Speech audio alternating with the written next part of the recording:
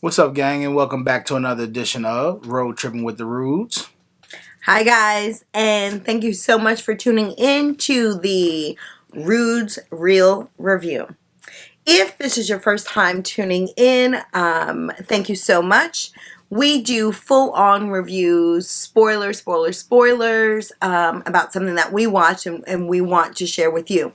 If it's your first time, please be sure to subscribe, hit that notification bell, and like this video. If you've been riding with us all along, thank you so much. This one is very important to us, so we are really appreciate that you guys tuned in. Now, we don't discuss with each other what our reaction is as we're watching something. That's just been our code. And this, we broke code, right? We broke code because there were so many moments that I was just so full of emotion. So before we get into it, this is the real review for the documentary Tulsa Burning.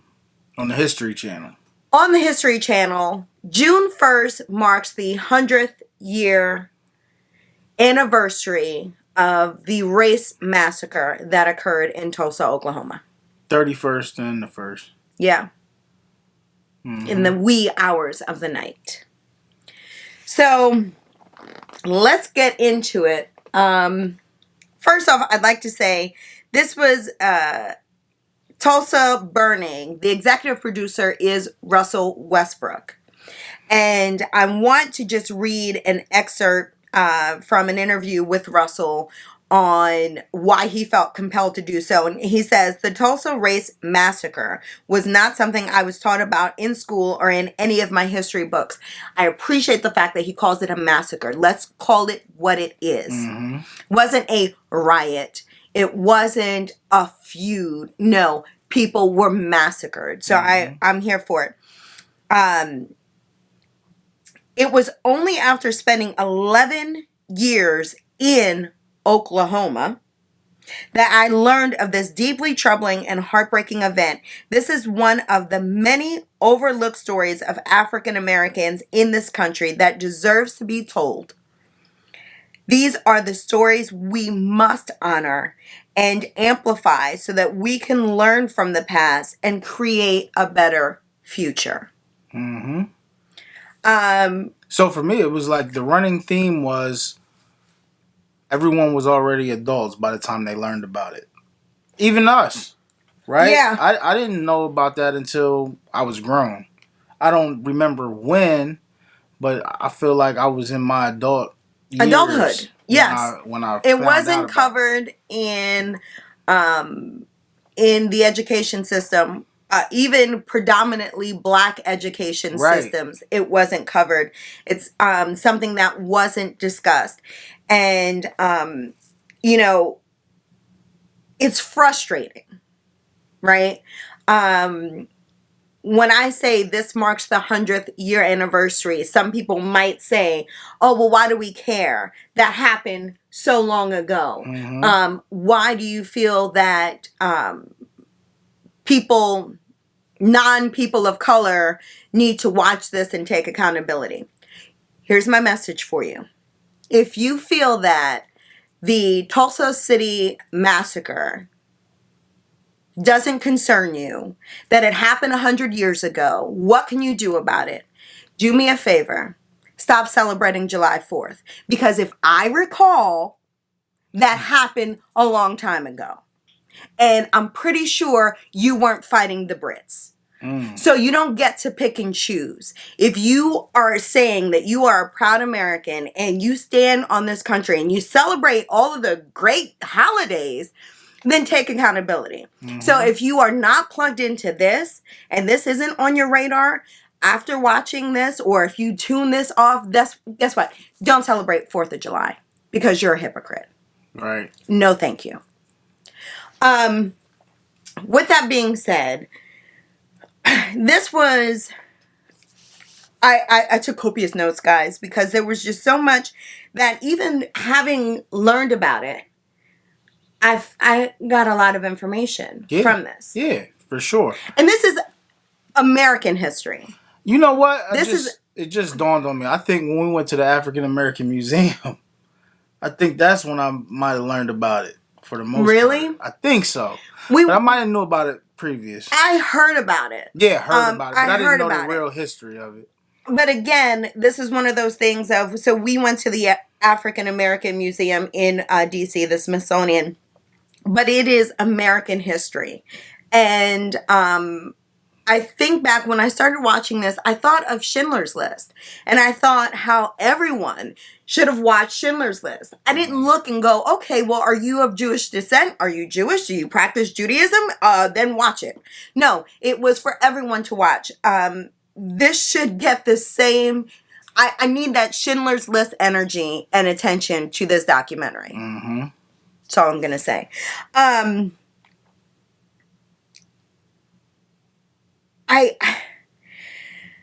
guess for me, I appreciate the fact that the beginning had a trigger warning. Yeah. Yeah, for sure. It always triggers me. Well, yeah, it had a trigger warning, and I think it was important because what were the triggers for you? I guess let me preface it by saying that. Well, for me, I just don't like. I don't know. It's like any story about the plight of black people being oppressed by white people is just annoys the hell out of me. It's hard to take, right off the bat. Yeah. For me, because in this situation, I mean, they fled away from racism after this is being slaves, right? Yes. So they wanted to mind their own business. Yeah. I mean, I think it's really... that's the part that angers me. Like, they went and started their own thing in Indian territory. Native American It was territory. called, yeah. But it was, at the time, Oklahoma was not yet a state. And it was considered Indian, and I do apologize, but that's what it was called, Indian territory. Again, you know, Native Americans were forced out of their land and forced west. So, you know, Oklahoma was one of those. And I think for me, the trigger to me is the lack of accountability on all levels of the government of our system. The effort that is made to cover or suppress the stories is just so painful. Mm-hmm. So, just a quick history. So it started with Dick Rowland, who was a little boy who was a shoe shiner. He went to the colors only bathroom, which was on the top floor of this building. I think that wasn't even in the building that he was working in. Right. So he had to go to the bathroom. He had to leave where he was at, go to another building, and then take an elevator trip to the top floor. Right. Which the elevator was ran by a young white woman. Yes, the elevator operator. There was a jolt. Yep. Something happened in the elevator where something malfunctioned or something. The story, it gets kind of grainy here because no one knows the real story, but he might have fell or tried to catch himself. Like touched his trying. And as he was going down, he ripped her dress. She screams, and then he runs out, right? Because you know. Yes. Back then, so oh shoot, let me get up out of here. Yep. So he runs. Somebody makes a phone call, say, hey, this dude just assaulted this young lady in the elevator. Mm-hmm. And then it went from there. He was arrested. Where was he arrested? Yeah. Okay. Yes, he was. He was arrested. Detained. Yes. And then here comes your peoples out of the woods with the tiki torches. That's their go-to. Yeah. So the tiki torches. So the incident itself. And then it escalated from there. So there's so many things going on. You know, with May 31st, this Monday being Memorial Day. I'll get back to that. I'll circle back around. But there are so many references here that just ring bells for me. Number one, being a person of color, every person of color has been in a situation where they have startled a non-person of color. Be it that you just don't think I belong in your space. Mm-hmm. Didn't know I had to announce that I was walking down aisle 6. 2, there are many times where I am bumped into almost as if I don't even exist and I don't even get the common courtesy of excuse me. Mm-hmm. I don't yell at the top of my lungs. But what it really made me think of was Corey's mother. Her earliest childhood memory growing up in Virginia was being in downtown, kind of like town square, shopping with her family and having to use the bathroom. And the only bathrooms that were open were the whites only bathrooms. And she was about 3 years old. It's, her earliest memory. Mm-hmm. And she remembers having to go bad. Anyone that has children knows when they gotta go, they gotta go. And not being able to. And just imagine, not even really being at the point where you should be reading, but you have to recognize and condition to know whites, colored. Mm-hmm. And so that's Corey's mother, right? So this isn't, a gazillion years ago. Right, right. So that, it made me think of that, and it made me think how important stories are to be told. One generation removed. Yes. And the fact that every level of the government tried to erase that this happened. Mm-hmm. So, to Corey's point, it started with him being jailed. The police were going to release him, but they knew they had an angry mob outside the town, which was 40 city blocks, was a black-run, black-lived city, right? You had a city that moved west to escape the lynchings, and slavery was over. Slave owners were still upset, so they incorporated black code. Yep. And made it law. So it was a very hostile living environment if you were a freed slave in the South. So you moved west. Then the National Guard moved out.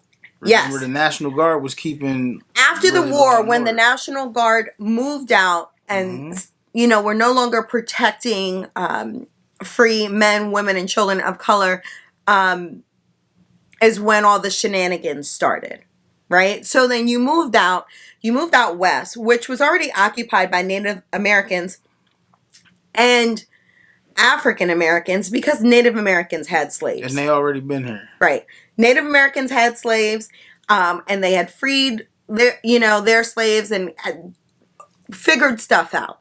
Okay? Yeah. They basically came to an agreement. Yes.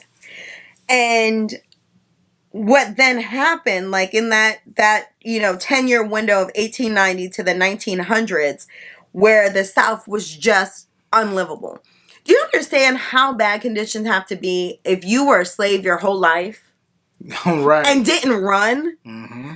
And now you're like, I just can't take it. Yeah, right. Like, how deplorable are the conditions?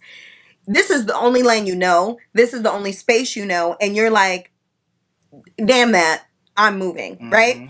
So about 100,000 freed slaves, freed, mothers, daughters, fathers, moved west to chart off, West Territory, which that takes me into a whole thing of cowboys, and I'm not going to get into it, but cowboys were black. Right. That's how it started. Yeah. You were a boy and you were in charge of the cowboy. Yeah, go tend those cows, boy. Right. Yeah. But we managed to whitewash our history so many times. All the time. So then we are introduced via the descendants of those that lived in Greenwood to various pioneers of Greenwood. So we're introduced to Cap Jackson, who kind of set up shop there. He was a black police officer. He was a black police officer that decided to move. And there was still that great migration of Native Americans known as the Trail of Tears. Mm-hmm. So I was today years old when I found out about that via watching the documentary.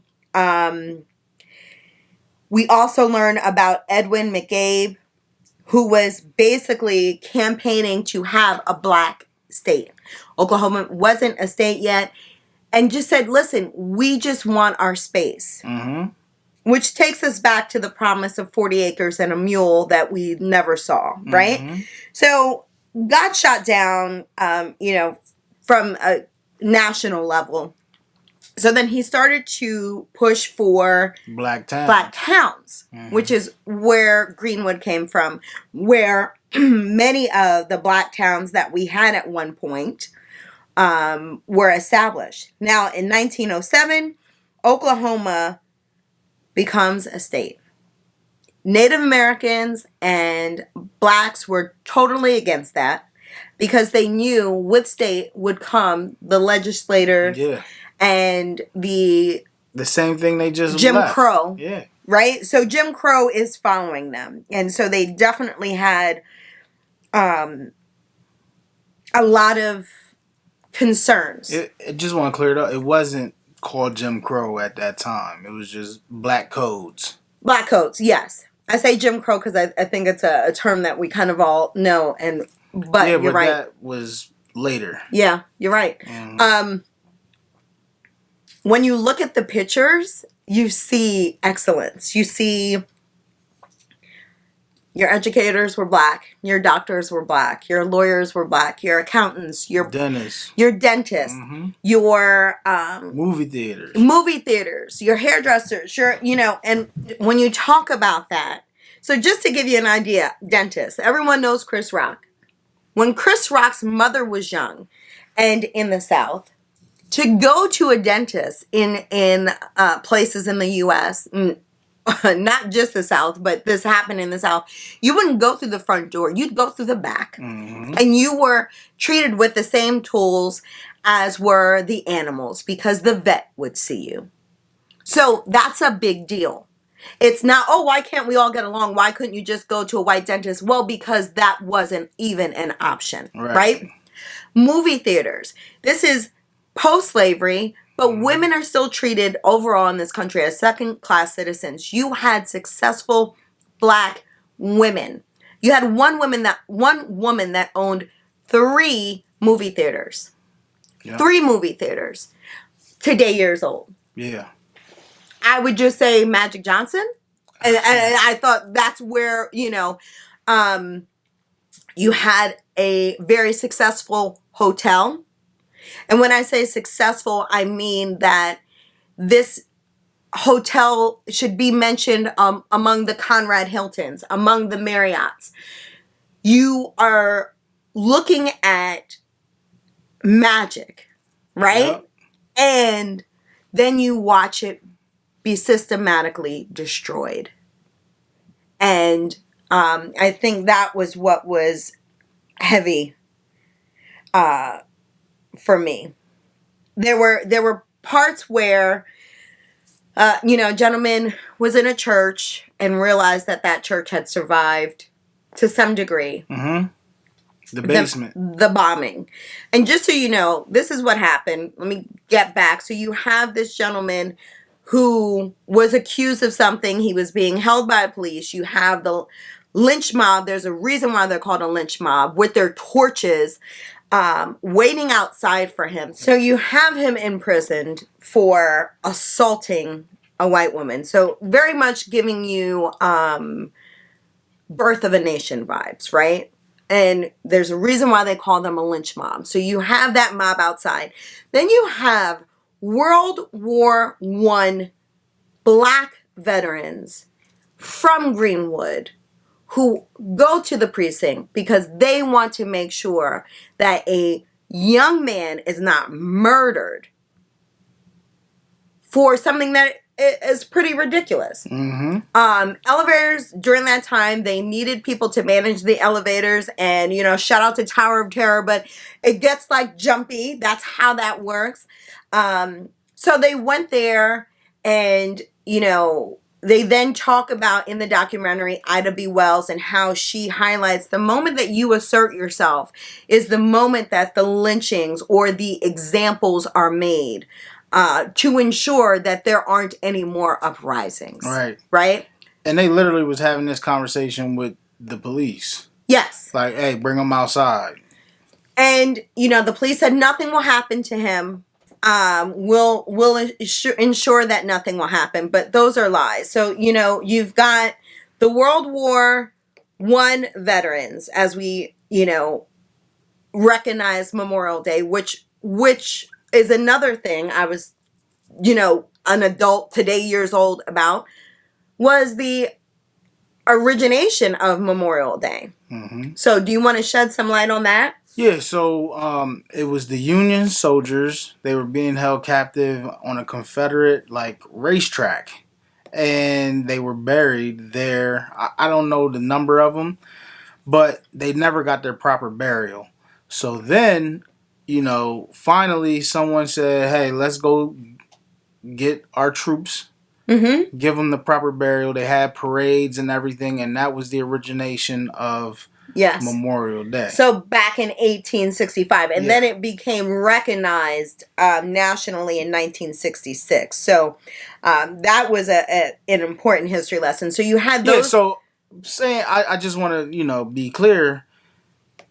It started with black soldiers. Yes. It was black soldiers. I know everybody. Today we recognize it as our military and all soldiers. Support. Yes. Yeah, but Understand I want to know the origination. Yes. Is from our black Union soldiers. And I think that's important because just imagine fighting for your country and coming back home and having to fight to keep a young boy alive. And then you have the owner of the Stanford Hotel, which I said should be, when we talk about generational wealth and a legacy, there should be Stanford hotels all over the place. Right. It started in Tulsa. It started in Greenwood. And as an owner, he asserted himself as well. So you had the World War I veterans. You had J.B. Stratford. And I'm sorry, I had said Stanford earlier. My apologies. The hotel was the Stratford Hotel. Saying, hey, no, we want to protect this child. You then had the lynch mob go home, bring back more people, bring back their guns, and well, they were there originally, but all the black men that were in the military got all their guns and came down to the courthouse as well. Remember? They were dressed, though. They were dressed in their military uniforms. So when we talk about... And they went to go talk to the sheriff. Yes. Hey, listen, I don't know what y'all got going on here, but what y'all think about to happen ain't about to happen. It's not going to happen. Yes. And the sheriff tried to assure them, oh, no, he'll be safe, blah, blah, blah. So when those white men seen all that, they said, oh, hold up. So then they went back home and tried to get their guns and more people. Yes. And then as the story is told, a white man reaches for a black man's gun in the thought of, you aren't supposed to have this, right? And we know constitutionally everyone should have that right. That again just reconfirms that there are color lines just all through our system. Mm-hmm. Okay? Mm-hmm. Shots are fired. But then really and truly... somebody's gun goes off accidentally. Right. But then the media releases in the paper triggering language and kind of rallies people up. It was dog whistle writing is really what it was. Yep. And in the middle of the night, you have these 40 blocks bombed. Right? The accounts of the survivors are planes flying overhead. So you had a well-organized, government-sanctioned attack. Mm-hmm. And these are accounts from children at the time. You know what I mean? Yes. So imagine it was some things that they probably didn't recognize that an adult would. You know what I mean? So we're just getting accounts from children, basically. Yep. Yeah. And so Greenwood, which was this amazing mecca, who... actually, Booker T. Washington coined it the Black Wall Street. But really, it was just a mecca of excellence and of commerce and of community. Mm-hmm. All of the things that can be possible if people are left alone. And I think a lot of times when you're having a discussion with someone, they're quick to say, well, what about black on black violence? First of all, these aren't environments that we should be subjected to, right? In the words of Jay-Z, you know why they call a project? Because it's a project. We saw in Tulsa, and we saw in so many other historically black communities, that we were able to grow harmoniously, and that women really prospered. This wasn't a matter of protecting a woman, right? No, this was a matter of jealousy and hate, and how dare they be successful. Right. And you look at the pictures, you look at the vehicles, you look at the reason, you look at the clothing, you look at the opulence, and this is really the root cause of this is jealousy and envy. It's just in some people's DNA. Shout out to Gideon Gray from Zootopia. But, for you to look at someone and see someone doing well, and instead of being inspired, want to destroy and wreak havoc, that's really sad. Mm-hmm. That's really sad on so many levels. And so after those bombings, after martial law was deployed, you're looking at least 1,500 buildings destroyed. Mm. You're looking at the equivalent of $200 million in today's accounts. Yep. Several hundred people murdered. Buried in unmarked graves. Right. So through this whole time, no death certificates. No death certificates, right? Yeah. So through this time, you're listening to accounts, you're looking at pictures, you're looking at present day, because they're fighting to kind of, excavate those graves and pay homage to those people. You see a church that survived. The basement survived. So there was an aerial assault, right? Yeah. And so there was a church that remained, and the children remember hiding in the church. So there is that prayer aspect into it. And, I had some issues with that, because I think that there are religions that are just underrepresented, and I think we need a little more diversity. I don't know. I don't know what to say about that. I find it hard to pray to someone that I know my enemy prays to. And when I say my enemy, there are people out there that hate me just on the strength of me being me. Well, that's the thing, right? When you were a slave, they will whip you and then give you a Bible. You know what I'm saying? And remove parts of said Bible. Right. Right? So they removed the parts of where people fought, we know that to be true. Yeah. So how can you beat me and then give me your religion to try to... Yeah. You know what I mean? I don't want to get into that right now. Yeah, we won't. But it was hard. Because when I, sadly, when I think of Christianity, I think of white supremacy. Yeah. And there that direct correlation. So it's hard for me to separate that. That's facts.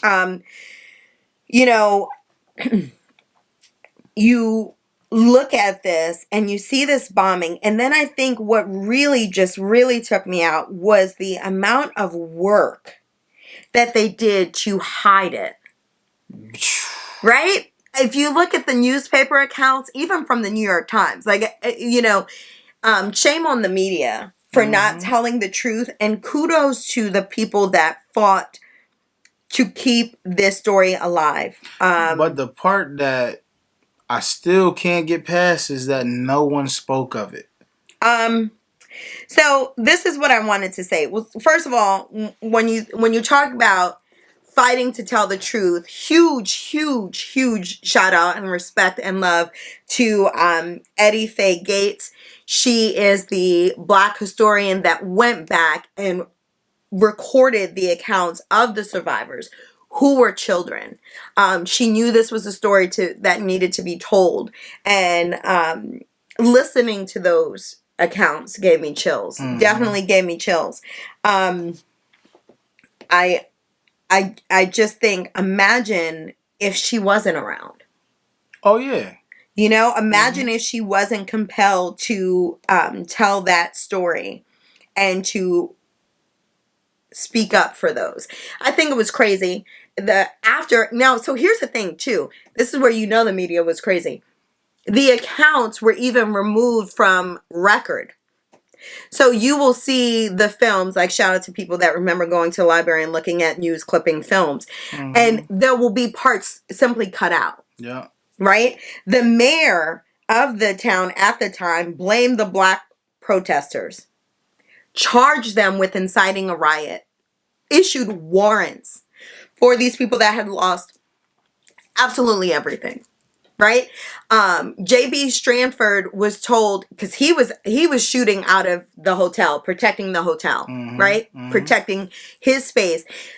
He was told, don't worry, come out, nothing will happen to your hotel. The moment that he came out, they set his building on fire and destroyed it. That was hate. That was hate. And, you know, God, so we have, they talk about kind of like,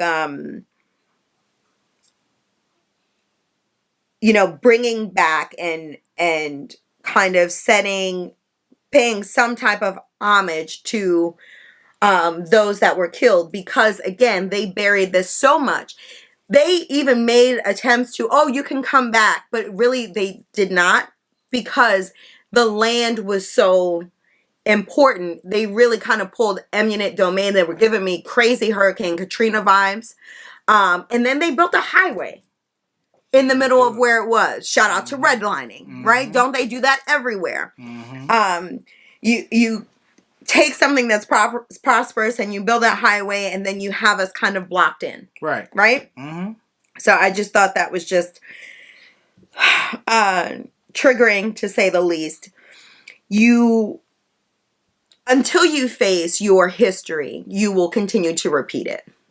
So I think when we think of Tulsa and we think of the denial and the lack of accountability, and then now this mayor trying to right a wrong, but really not holding anyone financially or criminally accountable, is the equivalent of not having any laws passed, but George Floyd's family being invited to the White House for dinner. Right? It's an insult. And it doesn't only happen to Black people in this country. If you think about the AAPI hate and you have people going, oh, well, where's this coming from? I don't know. Can we talk about the Japanese concentration camps in California? Let's talk about it. Or we'll continue to revisit it and we'll continue to act dumb. Right? And that was at 1942. So that wasn't even 100 years ago. So we've just got to do better. I'm so glad that they put names to people so we can speak their names. They were trying to take over. They were trying to pull eminent domain, and a lawyer, B.C. Franklin, set up a tent as a law office to help them keep, or to try to fight for people to keep their land. I thought, thank you, right? Thank you. And for you to have that fight, to Corey's point, no one spoke about the massacre. For a very long time. That was fear. Most of the people that survived the massacre were children. Kenny Brooks was 8 years old, and he was talking about it. And Ella is 8 years old. Corey is her superhero. I am, her sun and moon. Imagine the last thing you hearing from your mother is run and don't look back. Imagine hearing your father cry his last battle cry in pain. Your superheroes were taken out. You wouldn't speak of it. It's too painful. I think of their courage of speaking about it when they did. My mother died when I was 11 years old. When I speak about her, I revert back to being 11. I am in that same space at that moment, no matter how much therapy or how much progress I've made. So I understood that. Okay. No, that makes sense. I totally understood it. But even for,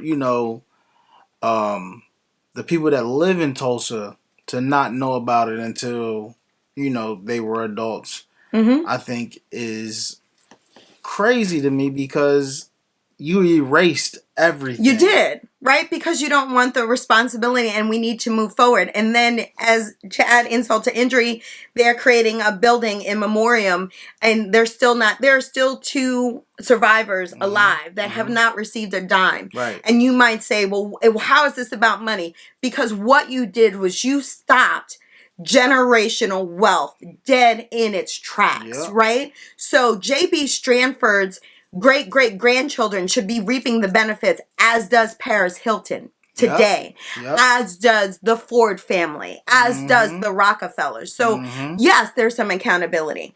And when we think about financial, you had people that freed slaves and filed insurance claims, yet you had the victims not be able to get paid out on their insurance policies for their homes being bombed. Right. So yes, if you don't know, or if you've heard of, shout out to Spike Lee when he talks about 40 acres and a mule. That's something that was promised by General William T. Sherman of the Union. That, each black man, freed man, would receive 40 acres and a mule. And guess what? Land matters. Yeah. I just think this was That's incredible. The one thing they don't continue to make. Yeah. Yeah. I think this was an incredible documentary. I think it is a must watch. And just to give you some perspective, we also watched an installment, Soul of a Nation, which is on ABC. We watched their installment, and it is titled Tulsa's Buried Truth. And we watched that. It was hosted by Steve Osunsomni. Mm-hmm. I think it was a very watered down version. It was. I think that they tried to make it palatable, and I think it was a disservice. Yeah. So I think if you are hearing, there's a documentary out about Tulsa, I think it's very important that we separate the two, and highly recommend that you, if you are to watch anything, which you should, it should be Tulsa Burning. And I feel like it may be more episodes coming of that. Yes. I think there are more episodes coming, but we want you to watch this right now. Yeah. Like, stop what you're doing and watch this. I think it's important to be able to learn from the past, be able to educate. The generation, which was Russell Westbrook, it was 11 years that he was in Oklahoma when he found out about this. And that's when it was. I remember now. It was when the Oklahoma City bombing happened. Yep. And people were saying this was the deadliest. Yeah. And there were people saying, no, it wasn't. Right. No, it was not. Yep. And I remember thinking, they've got to be crazy. Yeah. Like, this is some conspiracy theory stuff. Right. Yep. And no, people were saying it. So we have got to commit across all racial lines that we are the last generation to find out about the Black Wall Street Massacre as adults. Yeah. We owe it to our children. We owe it to them to be able to say that it's a complex love affair with this nation, and we love it enough to say that we've got to do better. We have got to look in the mirror and see the many mistakes we have made and say, never again. And the only thing that I would say that I took from the Steve Osunsomni one, because again, I did feel like it was watered down, was there was a quote. Steve Osunsomni is interviewing Brenda Alford, who is a granddaughter of survivors. And he says to her, why should someone pay for something that someone did 100 years ago? And she said, because my son still doesn't have the same opportunities that should have been afforded to my great-grandparents. Okay? It was interesting to see the mayor of Tulsa today say that he did not know about this and then asked his grandfathers, and then he looked like a cat with a canary in his mouth. Mm-hmm. So how involved were your grandparents? Right? Yeah. I'm not going to do tire tracks for this. No, me either. I'm glad I wasn't either. Yeah. I just say it's just watch it. You have to watch it. It's available on Hulu. Watch it. Have the conversation. As we are approaching Pride Month, I think watch Stonewall. Have that conversation with your children. We have to be able to move past our past, and that can only be done by facing it. And for those that don't understand why we say Black Lives Matter, is that Tulsa mayor is the reason, right? He feels like white feelings is more important than compensating for these black lives. Yeah, I think some government officials in Oklahoma were saying, we must not educate our children in a way that makes certain races feel guilty. Yeah. We should feel guilty. Yeah.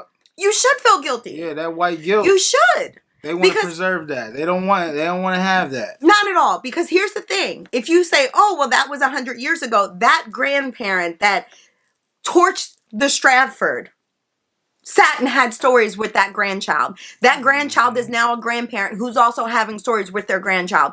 So just like generational wealth is being passed down in white communities, white supremacy is being passed down in white communities, and we need to stop it. We just need to stop. Yep, big facts.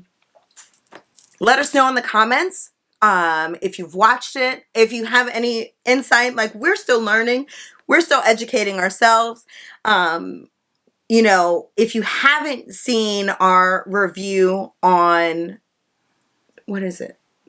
Judas and the Black Messiah. If you haven't seen our review on Judas and the Black Messiah or seen that movie, definitely will include that in the link. Watch that. I really did appreciate the engagement that we had there because we were able to learn more things. And people were on point, dropping gems. I love my clumsy queens and kings that drop gems. Please do so in the comments.